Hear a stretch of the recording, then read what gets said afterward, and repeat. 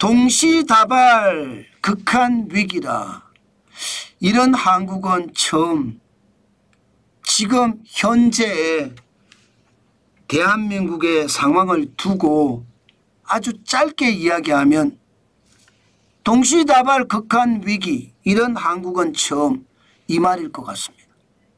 그만큼 대한민국에게는요, 혼란에, 위기에 모든 것들이 한꺼번에 밀어닥치고 있습니다. 마치 쓰나미처럼 대한민국을 쓸고 갈 태세입니다. 그만큼 충격적인 일이 지금 우리 주변에 벌어집니다.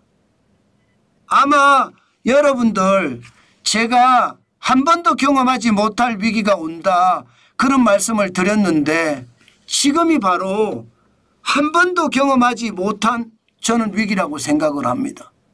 동시다발적으로 위기가 펑펑펑펑 터져서요, 대한민국 경제에 뭐 스트레이트만 때리는 게 아니에요. 훅도 때리고요, 어퍼컷도 때리고 지금 난리가 아니에요.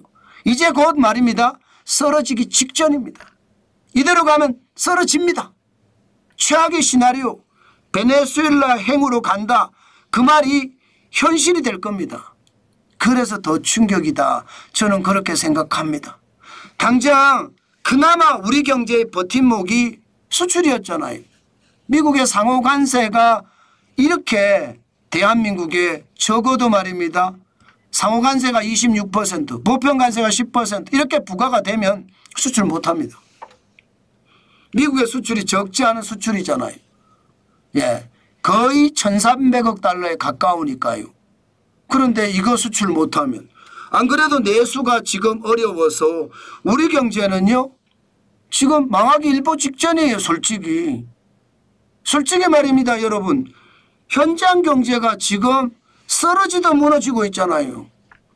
소상공인, 자영업자, 중소기업, 심지어 중견기업까지, 요즘은 대기업도 위험해지고 있어요. 대기업도. 애경그룹도 그렇죠. 홈플러스도 그렇죠. 그야말로 줄줄이 무너지는 상태예요.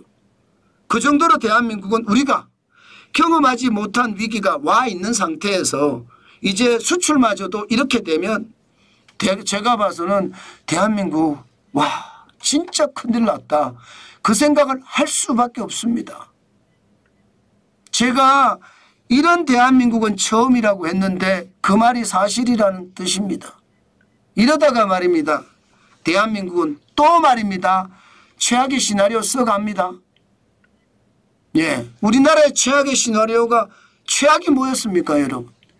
대한제국의 말기 이편 저편 들다가 나라 망한 거 여러분 기억나시죠? 해방 후에 좌우 대립하다가 결국 6.25 전쟁 터져서 엄청난 사람이 죽은 거 기억나시죠? 지금 그런 위기가 안 온다고 여러분 장담하실 수 있습니까? 저는 장담할 수 없다고 생각합니다.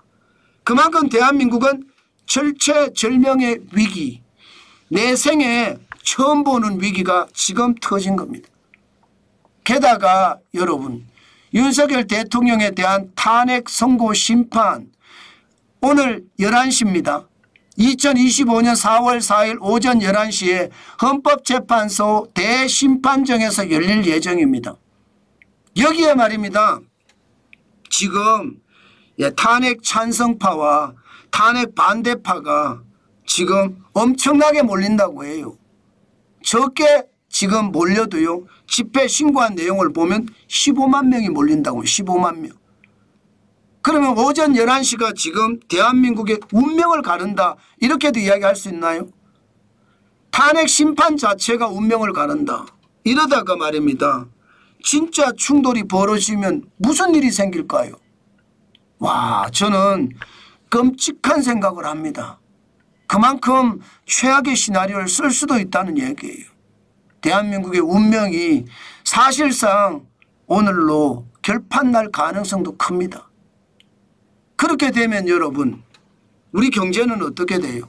우리 경제는 이미 수출이 무너져 가고 있을지도 몰라요. 아직은 안 무너졌어요. 미국의 상호관세가 수출을 망가뜨릴 가능성 크거든요. 거기에다가 말입니다, 내수가 지금 계속 어렵다 해왔거든요. 그럼 내수까지도 지금 최악이 될 수도 있습니다. 내수, 소매 판매 지수가 내수 전체를 대변하는 지수인데 이게 장난이 아니에요. 이것을 보면 말입니다. 30년 만입니다. 30년 만에 11분기 연속 마이너스예요. 30년 만에라는 것은 유사 이래 대한민국이 생기고 난 이후에 처음이란 뜻입니다. 그러니까 내 생에 경험 못한 위기가 지금 내수에는 잦아들은 겁니다. 그만큼 충격이 된다는 뜻입니다. 예, 저는 여러분 동시다발 극한 위기라는 게 이런 거거든요. 예, 경제적 위기, 사회적 위기, 그리고 정치 혼란, 모든 것이 동시다발적으로 지금 일어나고 있으니까요. 더 심각한 것은요, 지금 대한민국의 수출, 주요 생산 기지까지 지금 환율에 폭탄이 터졌습니다. 당장 베트남에는 46%가 터졌잖아요.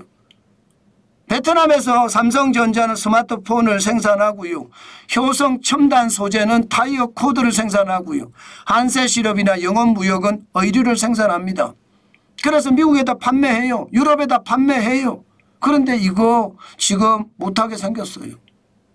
태국에서도 말입니다. 37%의 관세를 매겼습니다. 삼성전자나 LG전자 가전을 태국에서 생산합니다. 게다가 대한민국에는 26%. 삼성전자는 가전이나 스마트폰, LG전자는 가전, 현대 기아차는 자동차, GM도 자동차 다 생산하거든요. 이거 수출 못할 판입니다. 멕시코는요 25%입니다. 삼성전자 가전, LG전자 가전, 기아자동차도 멕시코에 생산하고 있거든요. 그러면 수출은 안 그래도 어려운데 지금 대한민국이 직접 수출하는 것도 어렵고 생산 기지를 통해서 우회 수출하는 것도 어렵고 지금은 수출이 좋지만 3월 달에 3.1%까지 늘었으니까 좀 좋다 이야기할 수 있거든요. 지금은 좋지만 더 나빠진다는 거. 결국 말입니다. 대한민국의 위기는요. 점점 커진다 이렇게 이야기할 수가 있습니다. 결국 말입니다. 정치적 혼란이 사회적 혼란화 됐잖아요. 이러다가 경제적 혼란으로 쓰나미처럼 치고 간다. 제가 그런 말씀을 드렸는데 그게 현실화됐다는 이야기입니다. 이제는요. 대한민국이 절체절명의 위기를 맞았습니다. 이거 제대로 극복하지 못하잖아요. 그러면 아르헨티나나 베네수엘라가 되는 거 저는 있을 수 있다고 생각을 합니다. 그만큼 충격적인 상황이 지금 현재 대한민국에서 벌어지고 있습니다. 내 생애 최악의 위기라고 말씀을 드렸는데 그게 현재라는 뜻입니다. 실제 말입니다. 수출을 성장률을 보더라도 말을 못할 정도입니다. 지금 한국은행은 올해 경제성장률 1.5% 잡았거든요. 한국개발연구원은 1.6% 잡았고요. 이것 말입니다. 더 낮출 겁니다. 얼마나 낮추느냐. 아마 1.2%까지나 1.1%까지도 낮출 수 있을 거예요. 왜? 미국의 보편관세라는 것, 상호관세라는 것, 시장의 예측치보다 높았잖아요. 실제 한국은행 이창용 총재도 그런 말을 했습니다. 보편관세의 강도에 따라서 상호관세의 강도에 따라서 달라질 거다 말을 했습니다. 그러면 1.5%가 떨어질 수 있다는 이야기죠. 그렇게 되면 세계 주요 기관 중에 캐피탈 이코노믹스가 대한민국의 경제 성장률을 0.9%로 잡았습니다. 0.9%라는 것 이거 더 내려갈 수도 있다는 이야기가 나왔거든요. 저는 현실이 될 수 있다고 생각합니다. 경제협력개발기구 OECD도 1.5%죠. 피치나 S&P는 1.3%, 1.2%입니다. 문제는 피치나 S&P는 국가 신용 등급을 결정하는 해외 기관입니다. 그런데 여기가 1.3%, 1.2% 잡는다? 이거 불안하기 거지없습니다. 역대로 보면 말입니다. 역대로 보면 지금 2025년이 역대 7번째로 낮은 성장률이 되지 않을까 이렇게 예상을 하지만 2023년 1.4%보다 더 떨어질 수도 있는 그런 상황이 올 수도 있고요. 심지어 마이너스 성장으로 갈 수 있다는 그런 암울한 전망까지 나옵니다. 그만큼 시장의 분위기 예상했던 것보다 훨씬 나쁩니다. 제가 말씀을 드렸잖아요. 제가 여러분들에게 말씀을 드릴 때 시장이 왜 이렇게 안 떨어지지? 결국은 떨어질 거예요. 그래서 더 위험하다 그런 생각을 하거든요. 그만큼 말입니다. 시장 저는 절체절명의 상황을 봐가면서 시장을 우리가 선택해야 되겠다. 그 말씀 다시 한번 강조해서 드립니다. 참 제가 여러분들에게 말씀을 드리고 있지만 지금 얼마나 충격적인 것인지 그것을 생각하면 진짜 가슴이 아픕니다. 여러분 오죽했으면요 역대 6번째로 될 수도 있다는 말을 했을 거예요. IMF 외환위기가 마이너스 5.1%였거든요. 코로나19의 위기는 마이너스 0.7%고요. 지금 최악의 상황이 갈 수도 있다는 이야기가 이런 거거든요. 저는 여러분 제가 지표를 가지고 여러분들에게 설명을 드리지만 솔직히 소름이 끼칩니다. 그만큼 말입니다. 대한민국의 상황 절대절명의 위기, 전 절대적 위기라고 생각합니다. 이거 말입니다. 대응할 수 있는 방법이 없으면 그야말로 함께 무더기로 망하는 그런 사태가 벌어질 수도 있을 겁니다. 최악입니다.